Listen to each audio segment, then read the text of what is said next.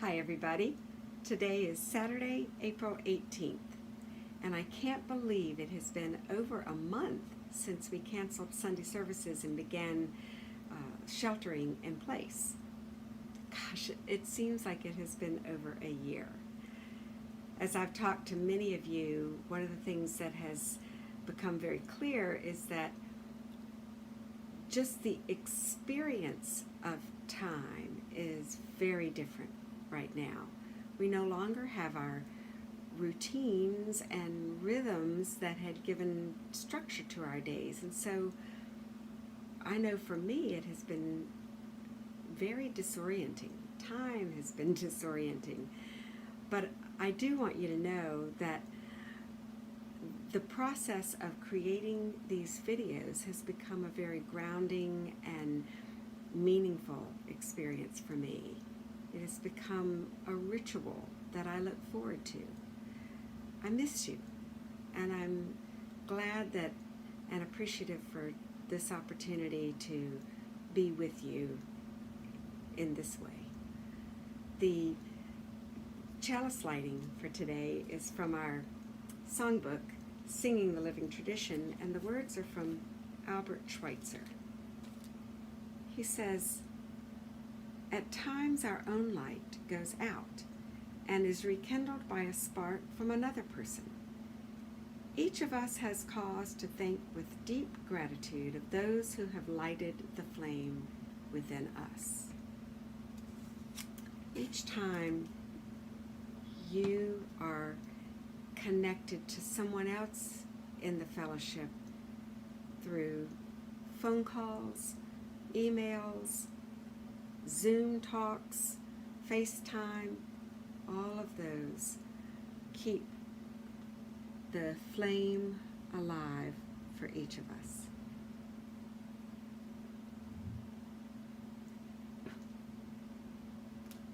Ooh, smoke. Like everyone, I'm trying to stay up to date on the coronavirus and kind of up to date on what science is learning and what the CDC is projecting. Some political voices are talking about trying to restart the economy, and I tend to believe that we're going to be social distancing for quite a while. Though, during this distancing, we're not able to comfort one another in person, there are still things I think we can hold on to. I just want to share with you 3 things that I think are, though obvious, are still worthy of lifting up again for us. The first one is, and this seems obvious, but is such a gift. We have a wonderful board of stewards. And when they make decisions about our future and when we might be able to open our doors again, they will be seeking the guidance of science and reason. What that means is that their decisions will be made with your health and safety in mind. The second thing is I want to just call you to remember that UUFR has been an open-hearted, open-minded spiritual community in Whitestone, Virginia for 20 years, and it will continue to be for generations to come. Virus or no virus, we're here to stay, and we're a beacon for the community. The third thing that I want to offer up is that, on Sunday mornings when we're together, we always begin by saying that UUFR is a caring community dedicated to spiritual exploration, critical thinking, and social service. That means that whether we're together in real space or cyberspace, we can continue to learn and grow spiritually. And I'm going to be working on looking at even new ways to do that together. That's what we're about, and we're going to continue. I have a request for you. I'm hoping that if you don't have a chalice at home, that maybe you have a candle and a cup.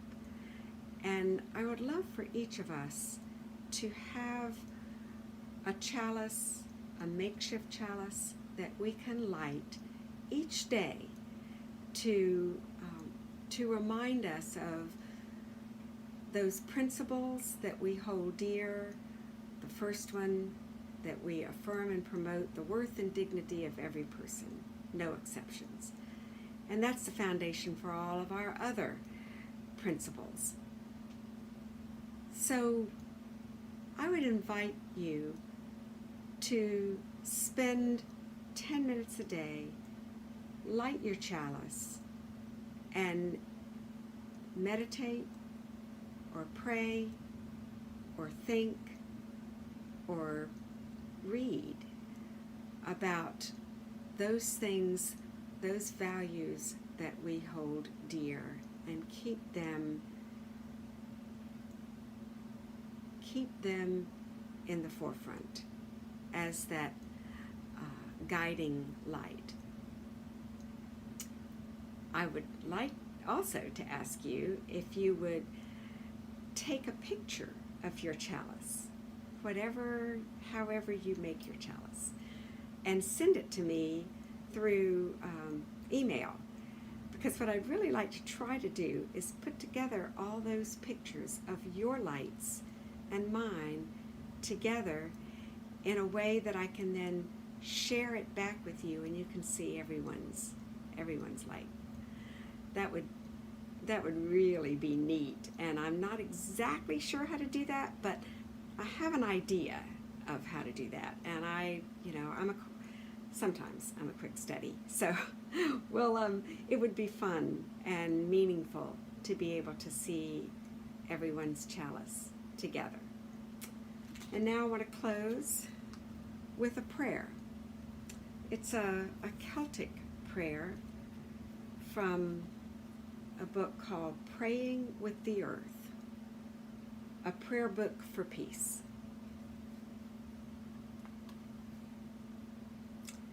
Spirit of life, our heart is comforted in its awareness of you, soul within our soul, life within all life. Our heart is comforted in remembering you, giver of this day, gift of every moment. May we be bearers of comfort. May we be strong in our soul, to cry at the wrongs of nations, to weep with the bleeding earth, to mourn with those who mourn this day, in the loss of life and lands, in the loss of dreams and hope. May we be strong in our soul this day. May it be so, and namaste.